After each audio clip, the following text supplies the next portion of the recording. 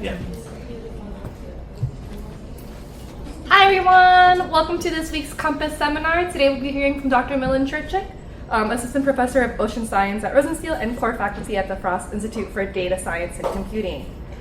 Since receiving his PhD in meteorology and physical oceanography here at Erasmus, he is now focusing most of his research on ocean waves and their role in the Earth systems. And when he is not hard at work here, you can catch him off campus hiking and reading. And without further ado, I'll hand it off to Milan. Thanks, Anne. Thanks for coming. All right, new topic for me, or at least topic that we've been kind of seeing from photos and in labs and hearing about, and maybe important, but in digging through, I haven't really found much done on it. So I tried to do something about it. Let's see how it works. I hope to get feedback here before I show it at WISE next month, which is WISE is an annual wave conference, specifically ocean waves. And I changed my title a bit because I aim for theoretical, but I realize we can't really close it without making some approximations. Okay, I can skip this. Thanks to Sam. Okay, so what is wave tearing by wind and why is it important? This is a video from a sail drone. A sail drone is an autonomous ocean observing platform. I showed it before, but it's a great video and it's worth showing multiple times. It's inside a category for hurricane. And I just want to show you with this video how violent these conditions are, what the surface looks like when we have very, very strong winds blowing over the ocean. So we have high and steep waves, we have a lot of wave breaking. Whitecaps form near and around the crests, and then they trail the crests. So whitecaps are basically when wave breaks and it trains some air and bubbles into the near surface ocean. Basically you get a foam and it appears white from the surface. And when the waves are really steep and wind is really strong, you also start seeing these streaky features that are in the along wind direction. These streaks, they appear both under the water and over the water. And another important feature I want to point out is that the atmospheric surface layer is completely saturated with suspended water droplets. This is not fog. These are spray and spume droplets that are picked up from the ocean surface by the wind, then ejected through wave breaking. And this is another nice. This is a nice photo of basically the same thing, different hurricane and older. This is from a reconnaissance aircraft, maybe Hurricane Isabel. And you can see glimpses. This is a weaker storm. This may be tropical storm force or category 1, but you see these streaks. Not too clearly, but if you look for them, you'll see that there is an along wind pattern.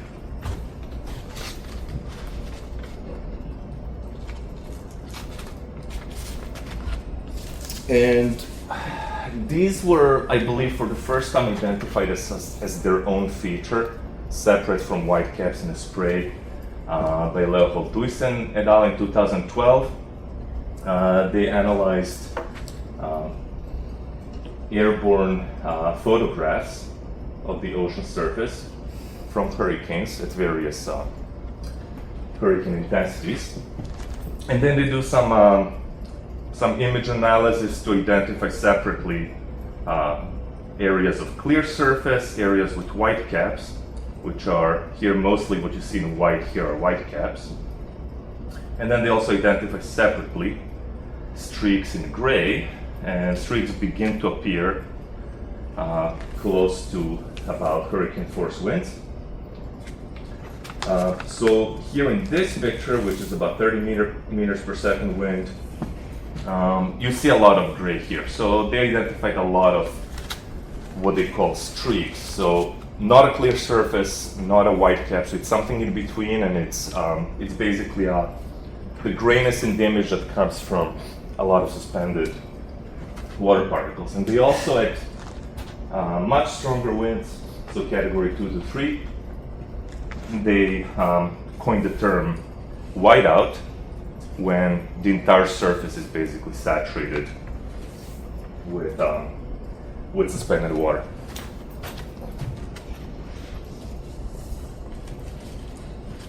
So a very helpful quote, I thought. So I included here: a breaking wave creates a patch of active foam at its crest, the white cap. I mentioned those. At very high wind speeds, the white cap is blown off the crest in a layer of spray droplets.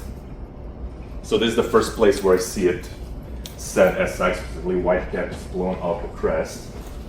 Under such conditions, the ocean atmosphere interfaces a foam spray bubble emulsion layer, which acts as a slip layer for the wind rather than as a liquid surface. And there's another figure from the same paper. In red are their identified white cap concentration, white scale from 0 to 1. 1 means total saturation, wind speed on the y-axis. And in their identification, they find that these streaks just keep increasing up to total whiteout at about 40 meters per second, while white caps remain kind of relatively low. So recall that they wrote that white caps are being blown off by wind, but I believe it can't be only white caps, because observed white cap fractions, which are relatively low, I write here, they're too low to support complete whiteout.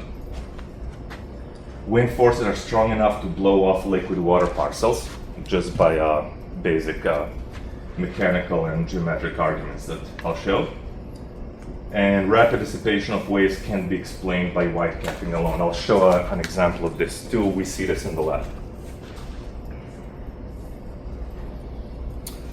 About the same time, from Alex Solovyev's group, they did volume of fluid multi-phase simulations to just demonstrate that strong enough wind, when you have a wavy pattern on the ocean surface, will basically lift up parcels of water,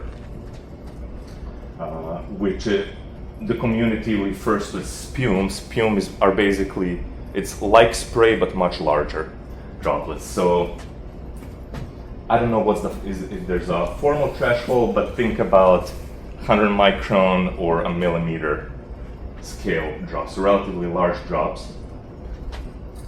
And about the same time, from Fabrice Veron's lab, high-speed photography in the tank that illustrated the ejection of these spume drops in strong winds. This is about maybe upper 30s meter per second,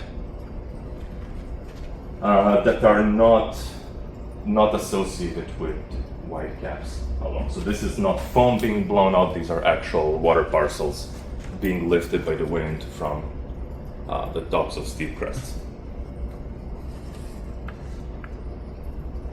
So we qualitatively observed this in our lab here as well, in Sustain.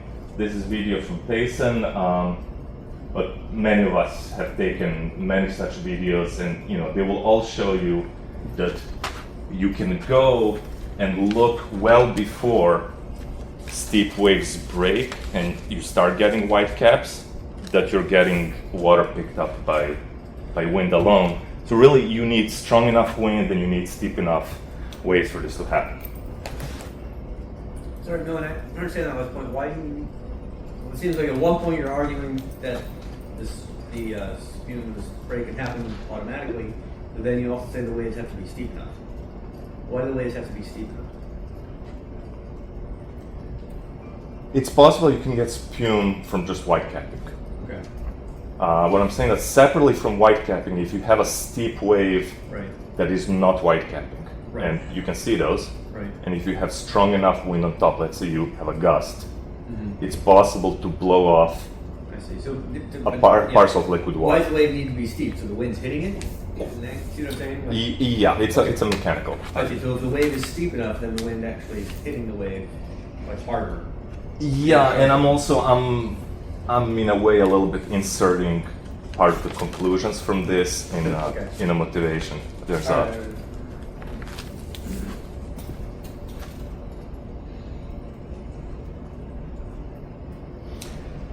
So here I write some indirect evidence of wave tearing from the laboratory. And don't worry too much about this setup. This whole thing is a figure from the 2020 paper in which we did not study this, but we just kind of noticed it and bookmark for later. And I just want to point out that we had visible camera at 50 hertz in 3 spots along the tank from the side, and those correspond to these sections of the tank that are not blocked off, and we lit the waves from behind to then, through image analysis, identify the surface elevation at high frequency, and we could do it along the fetch, which allows me to plot this. And let me explain. So both of these are significant wave heights, so that's just an integral quantity that tells you this is how much wave energy there is in total across all wavelengths. And this is the fetch. So this is in the tank, looking from left to right. Wind is blowing from left to right, and these 3 colored sections are the sections that I was able to image with the cameras. And on the y-axis is 10-meter wind speed. So I'm looking at how significant wave height develops with fetch in different wind speeds, and I have marked just these for reference, from Cat 1, Cat 2 lines. And this upper panel is wind only, meaning that we have an initially flat water surface and just blow wind over it, so you get a fairly broad-banded young wind speed. And as expected, and as many experiments and field data sets have shown, that in such conditions, basically you have a monotonic increase with fetch that eventually saturates. It saturates when basically the dissipation by white capping matches up with the input from wind. So at that point where this kind of plateaus, you have these two balanced out. But then I also had this experiment where I had mechanically generated tidal waves, and they were fairly steep. They were one second period. So, for reference, perhaps the non-wind generated stuff, you can look at it here at the beginning of the plot, but it's about, let's say, several centimeter in amplitude that we get from the paddle. And what happens here, you initially have also monotonic increase, but then past certain fetch and above certain wind speed, there is a rapid decrease in wave energy. Very sudden drop. And I can't think of any other process that can explain this. White capping certainly does not, because white capping does not suddenly happen. White capping builds up until it matches up with wind input. So if it was white capping alone, this would not be a local minimum here. So my hypothesis is that at some point, waves become steep enough and wind is strong enough in this region where it starts blowing off tops of wave crests. And this is also visually what we see in a qualitative sense when we just look at the images or just there standing next to the thing. So my hypothesis here is that wave tearing occurs when waves become steep enough under sufficiently strong winds, leading to sudden rapid wave dissipation. So, since you're looking for feedback, I think at least for this audience, like it's still totally not clear the difference between white capping and wave tearing, right? So white capping sounds like something that the wave does. It's, Yeah, white capping you can get without wind. You just need. yeah, it's like a breaking wave. Yeah. So it needs to be steep enough. So white capping is gradual dissipation where the top is breaking and slowly entraining air into the water. I see. And the wave tearing is the wind literally blowing them. Exactly. Like just direct force. Okay, thank you. Yeah. Thanks for it.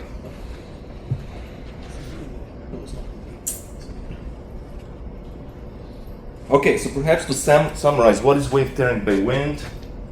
So it's a kind of a shear instability between the wind and surface waves, but we have two phases here. It's not a classical shear instability in the ocean or atmosphere. Tops of steep wave crests detach and disperse. It can overlap with, but it's independent from white capping. It's characterized by rapid dissipation of wave energy and rapid generation of spume and spray. Okay, state of the art is that it's not well understood, it's difficult to measure. It's not considered by any ocean wave prediction model, and I'm not aware of any theoretical or empirical models for this. So can we formulate such a model? And that's the subject of this talk. So to start, my design principles are that it should be simple, so transparent, easy to follow how it works, and from first principles, and useful. So we want it to at least qualitatively reproduce the observed behavior. And then if we can accomplish this, we can later pursue more complexity to get a more accurate model quantitatively.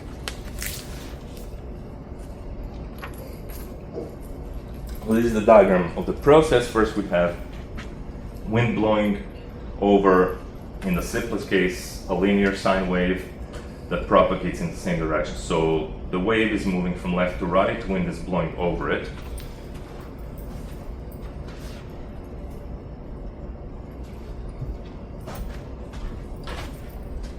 And then if the drag forces are strong enough, a top of the wave can detach and break up into spume.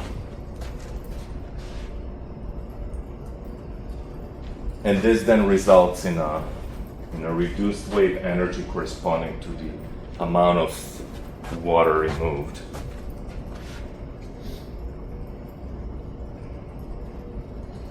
And to be specific, I'm interested in how big is this delta, what I call the tear depth, as function of wind and wave parameters.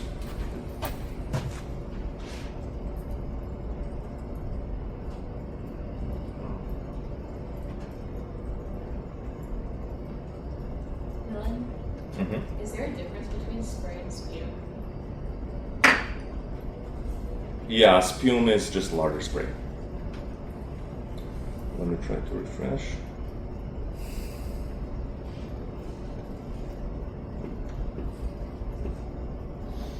Okay. So what should be the tearing criterion? And I think this is the crux of the whole method, and also if there are any weak points, they're probably here. So for a water parcel to detach from the crest and break up into spume, it needs to receive energy from wind.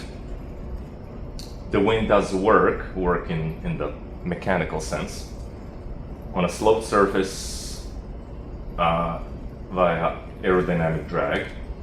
The mechanical energy is then transferred into surface tension energy that holds all spume droplets.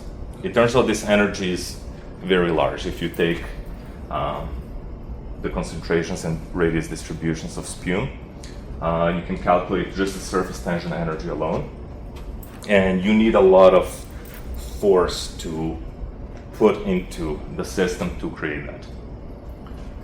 So here, as a threshold for tearing, I just say that the work done by the wind must equal this energy that is carried by the resultant spray. So in this criterion, and the key assumption is that there is no transitional effects or processes. Basically,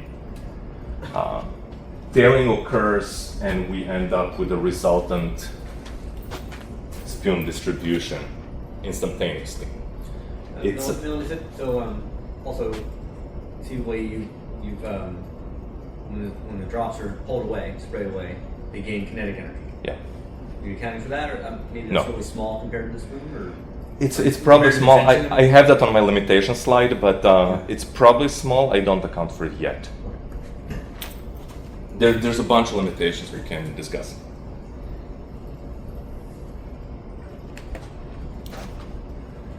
So this work is just the force, the drag force times the what I call tear path. This is a length scale along which the wind works through the wave. And on the right hand side, the energy of the spume is just surface tension times delta AS. This is the change in the surface area from the beginning state to the final state. And the beginning state is just your surface area of the water that's being detached, which is quite negligible compared to the final one. So here I indicated that it's a change really, but going forward I just work with a total surface area of the spume because it's like two orders of magnitude or more larger.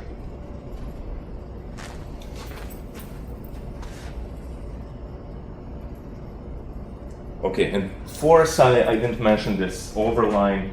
That's typically used for average, but this is really a surface integrated force along the side, along the face of the wave on which it's acting for.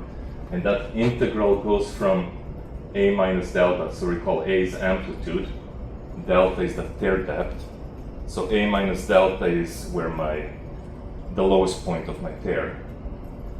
And it goes up to the top of the wave. And I consider normal and tangential forces, and this is where the empirical stuff comes in. Turbulence is complex, of course, and I need a simple way to deal with this. So I just use the aerodynamic drag formula to parameterize the force as function of the mean velocity. And I'm in the reference frame moving with the wave, so this is the phase speed of the wave, so we care about the wind relative to the phase speed of the wave. So the normal and tangential forces are just sines and cosines of proportional to the sines and cosines of the slope of the surface respectively. And there are these tunable drag coefficients. Now, for normal forces, it's pretty high. I just take, without trying to go into more detail about it, what's appropriate for this kind of, normal attack on the surface, I just pick 1, but it could be, let's say, anywhere between 1/2 and 1.3 based on laboratory experiments. And the tangential one is more the one that you could be familiar with from air-sea interaction. So the shear stress along the surface, and if you compute those, the normal one is of course much larger than the tangential one. And for a sine wave, so this is here I'm showing just the windward face, from the trough to the crest. Because it's a sine wave, this is not too interesting, and this is basically a cosine-like, and it's largest at the center of the windward face. And there's an example force along that surface for wind speed of 30 meters per second and slope of 0.1. Okay, we'll get back to forces, but now a little bit about this surface tension energy of spume.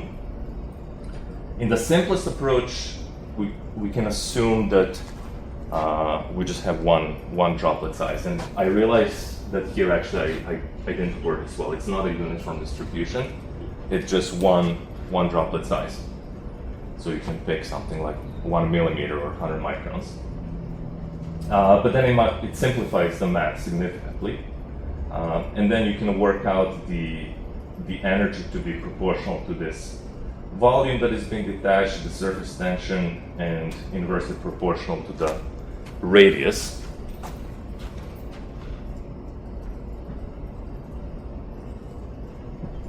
And then what is this volume exactly for a linear wave? Because it's signed, then it's just a matter of working out the geometry, and it can be solved analytically. And to the first order, this is the volume, and then this is the energy.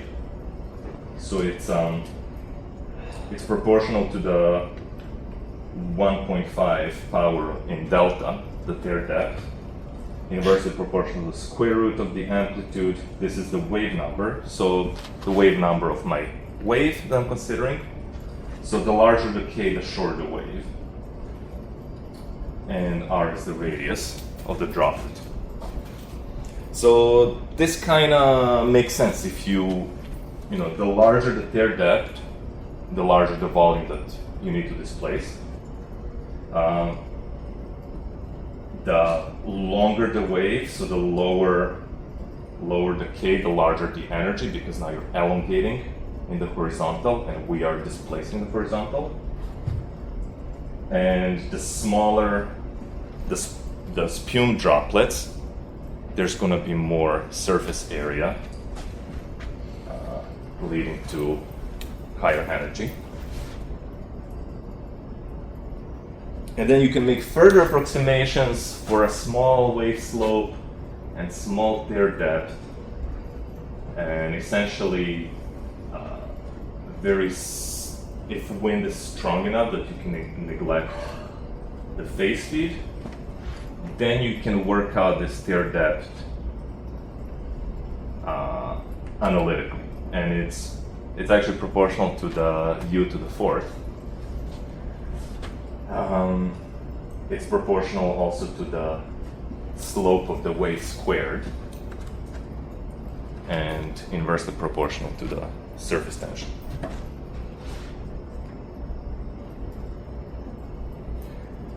Now these are just to illustrate what this surface tension energy looks like as function of tear depth delta on the x-axis and various wave steepnesses, that's in different colored lines. So the left panel is, I see the difference. The left panel is function of the tear depth, and the right panel is the same thing, it's just normalized by the amplitude so that we can talk about the fraction of the wave being torn away. So essentially they're the same plots, it's just these curves are being stretched out in the x-axis to meet it. So at this level, pretty straightforward. The larger delta, the more energy. And likewise with the steepness. But what matters for our criterion, recall that the work done needs to overcome this energy. So now if I plot work and energy together on one plot, and here each panel is for a different value of wave steepness. So left to right and top down incrementally we go to steeper waves. And this specific example is wind speed of 40 meters per second, radius droplet of 1 millimeter. Basically wherever the blue line is higher than the orange line, that's where we have the tearing, because work is larger than the energy. And then where they intersect and when it goes under, that's where it stops. So basically at that point, you can't tear off any further. And if you keep wind speed the same and if you increase the steepness, that point gets further and further down, that at these very high steepnesses, basically the entire wave is being blown off in this specific case. So the important part is that this is for a linear wave, which is an approximation, and for a single droplet radius.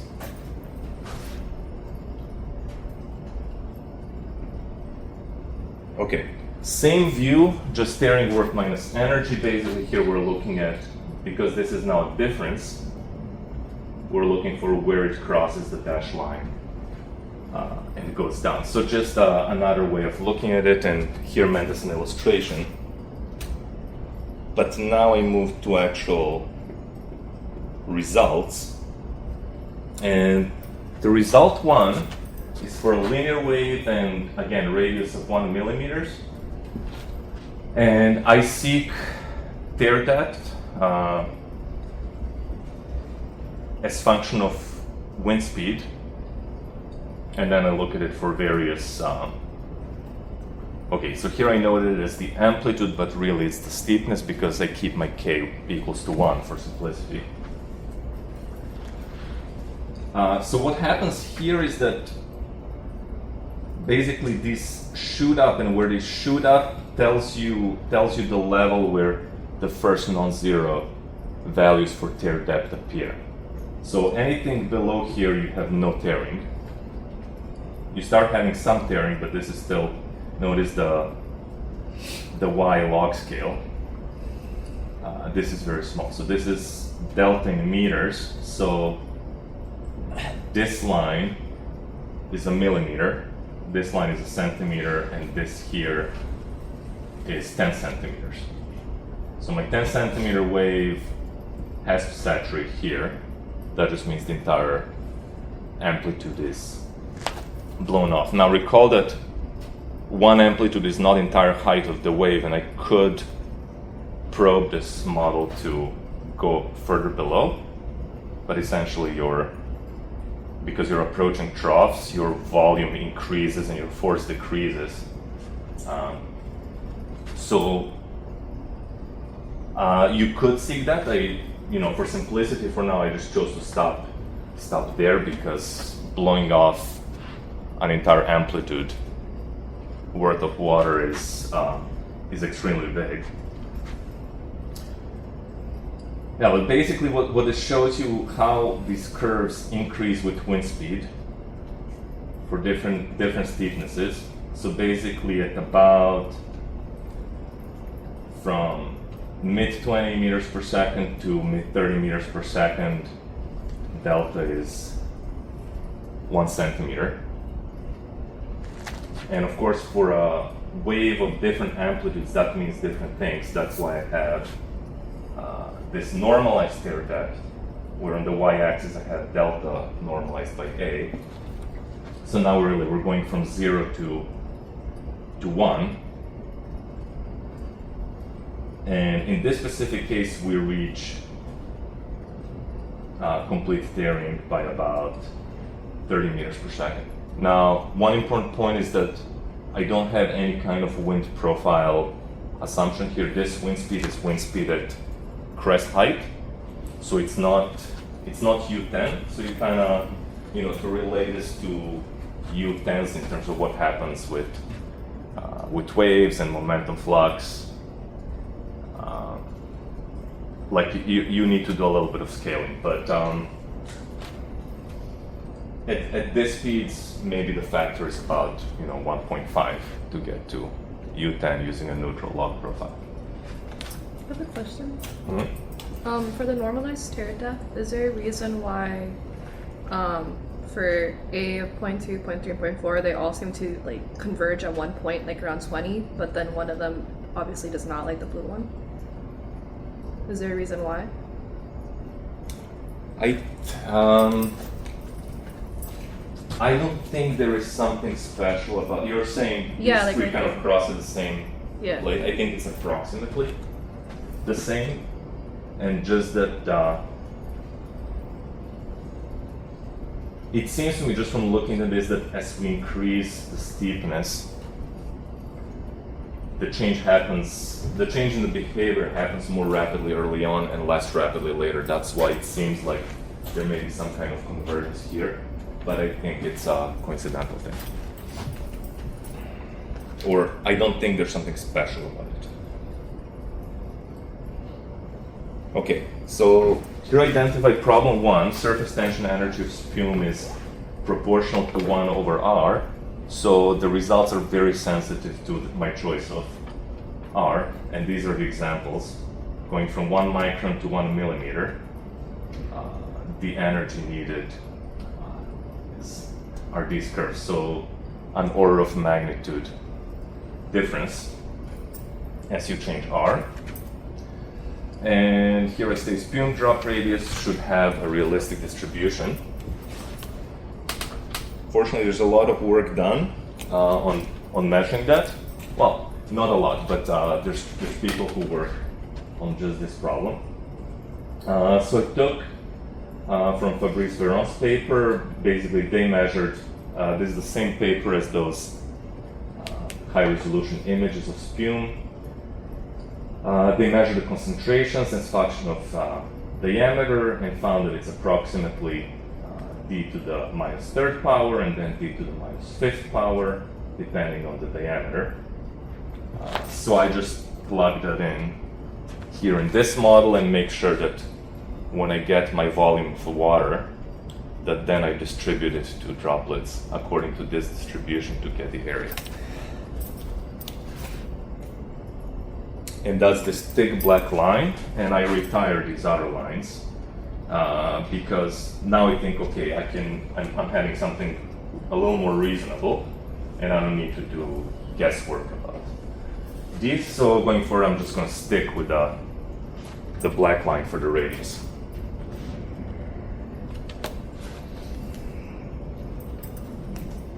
And this is now the result, still with a linear wave, but now with a more realistic radius distribution. So they measure the concentration spectrum as function of diameter, but that's very easily converted into a volume or an area spectrum. So it's just a matter of working out the units to convert it into what we need here. And you notice that these have changed a little bit, not too much, but essentially the same behavior holds where now, so the important properties are that their depth increases with wind speed and that it increases with slope. So those are the two things that we intuitively expect. And let's sort of at a reference line of about 1 centimeter, their depth, these lines have shifted to the right a bit relative to before. So with using this radius distribution, it's more difficult to generate spume because now we're considering smaller droplets than 1 millimeter, so it needs more energy. What Sam pointed out earlier, it's kind of similar here. You don't meet at the same point, but basically what I see is that they have basically a change in the second derivative, except the blue. For blue, it probably happens off the plot here. But then if you look at the orange, which is the next one, that change in trend happens here. For the green one, it happens sooner, and for the red, it happens even sooner. So there is complex behavior, but it's monotonic in how the behavior changes. Okay, problem number 2 is waves are not linear when they're steep. So here I compare a linear wave, which is just a sine in blue, and a nonlinear wave. In this case, it's a fully nonlinear wave, numerically calculated using 4096 Fourier modes. So it's quite accurate for rotational inviscid waves, but in this case nonlinear. And at low steepness, they're almost the same. But as you increase the steepness, you see that their shape is quite different. And specifically, if you remember, what's important for us here is the volume will depend on how thick or thin the wave crest is, and the force will depend on how steep the face is. So in the nonlinear steep wave, we get less volume and probably higher force because we're steeper, so it should ease the generation.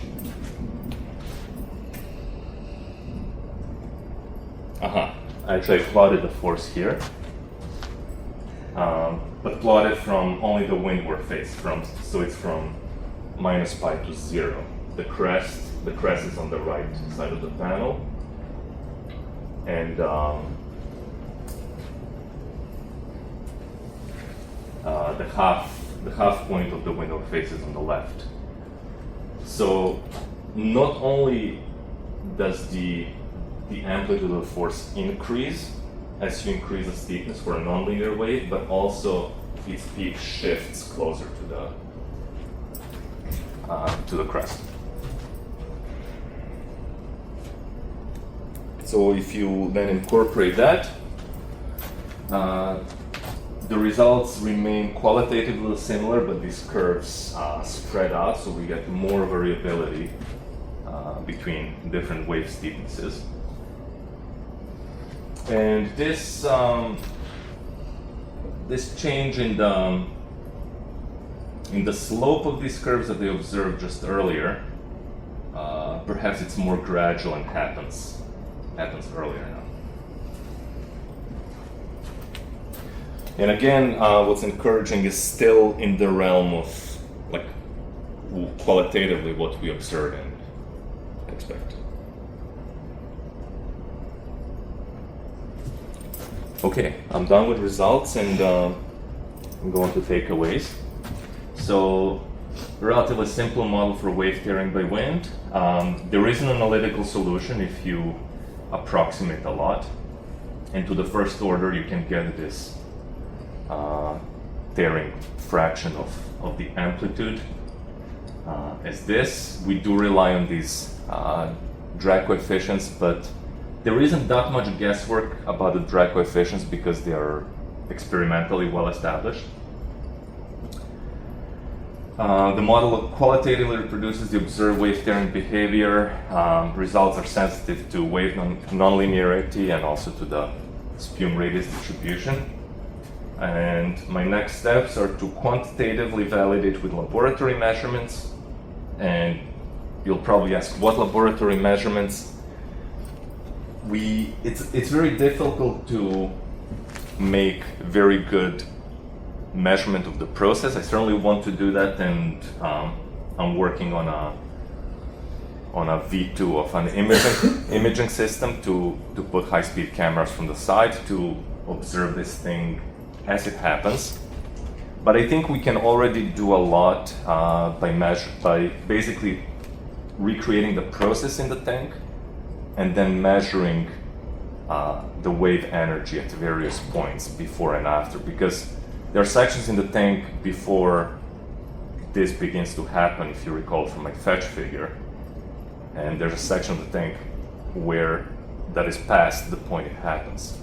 So you could do some relatively basic measurements to determine how much wave energy is being dissipated by this. And also, of course, to test in a spectral wave model because they don't have anything like that, and I think it should be important. Okay, assumptions and limitations. So far I only considered one wave, so if you have a spectrum of waves, things may be a little different because it may affect the flow. Regarding the flow, I just considered, like, there's no consideration of wind profile. Although in an earlier version I had a log profile for wind built in, so as you go further down, your wind also decreases. I don't know how valid is a log profile in that, like below the wave crest. So I think I need to source out some measurements of that layer to see what that should look like. But if you if you think that if we also decrease the wind further as we go down, that will basically even sooner basically stop it will lift the tearing criterion a little higher than if we keep the U constant. Big assumption, no transition. Crest tearing to final spume distribution is instantaneous. And maybe this is not too crazy because if you watch this from the side, say in the laboratory, this thing happens in a fraction of a second, given strong enough wind. So maybe it's all right. No change in potential or kinetic energy of the water parcel. That was Dave's question. And no white cap effects. So in reality, we're probably blowing off a mixture of liquid and foam. And I think all of these can and will be improved upon. I think that's it. Thank you. All right, thank you, Milan, for another fantastic talk this year. Does anyone have any questions? So, can you go back to the figure where you have delta divided by A, and then the x-axis is, yeah, that one. That one works? Okay. Yeah, so basically, according to this model, if U exceeds 30, none of these waves would exist, right? Because the ratio reach 1 basically is completely torn, right? But there's some data that suggest under those strong wind conditions, wave with that steepness does exist, and also the stress along wave profile that you show, even with the Stokes wave. What do you think about the airflow separation effect on that, and will that invalidate your model? Because if you have a wave that steep, most likely there's not going to be any tangential stress because it's separated already. No tangential. Yes, I thought about separation. I did not do anything about it. I think it's possible to do something about it. Yeah. But in any separation figures from labs that you find in papers, there is always some flow close to the next crest that appears. So yes, there is, even when you have separation deep in the trough, I believe a tip of the crest will be exposed. Like a reattachment, right? Yeah. But then again, like if there's a way to incorporate that process, that would reduce this delta first. So, again, this is completely the qualitative level at this stage, but for quantitative, it may have to be considered.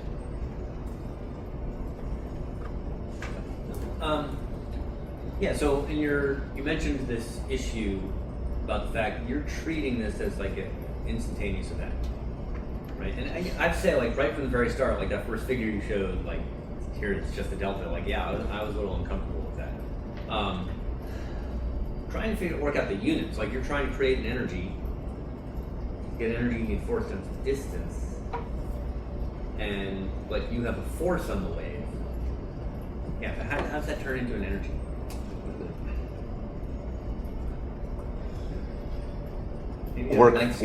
Work done. Yeah. So. But that's what I'm saying. To do work, you either need to have a force over time or a force over distance. But if the thing is instantaneous, what's your distance? Not force over time, force over distance. What's my tear path? Yeah. It's halfway length. Okay. So you're basically saying along this half the wave line. So initially I had considered taking the tear path as basically the bottom line of this volume that we displace. But what happens is that if you consider longer waves, your work done essentially becomes larger by that path alone. Right. But it should actually be more difficult to to put energy into the system that is sufficient to displace. If that makes sense. But you know, why don't you bring that figure up? That one with the like that early figure with the teardown. Is it a diagram? Yeah, yeah. Okay. We're not gonna get it from the video. Yeah, I'm trying to get there. It's alright.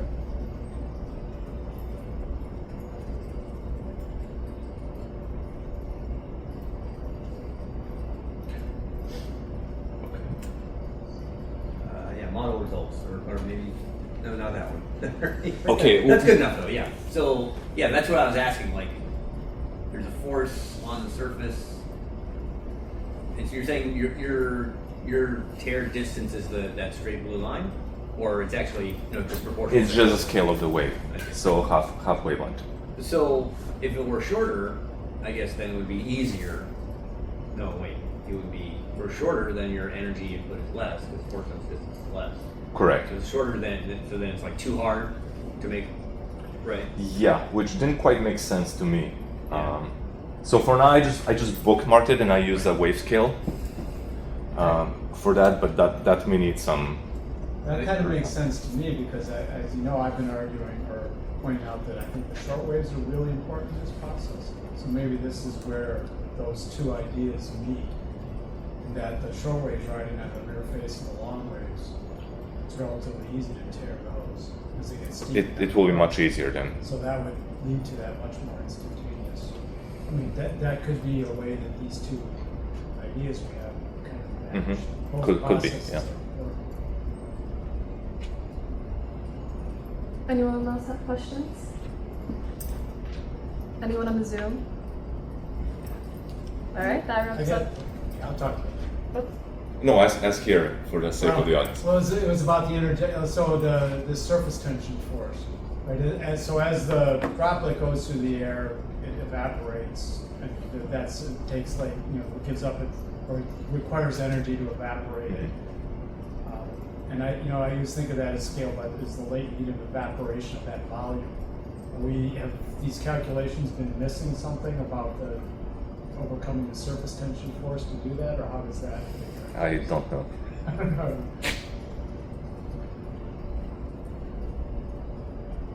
Anyone else? All right, that wraps up today's talk. So again, thank you to Milan Thank you. for his talk.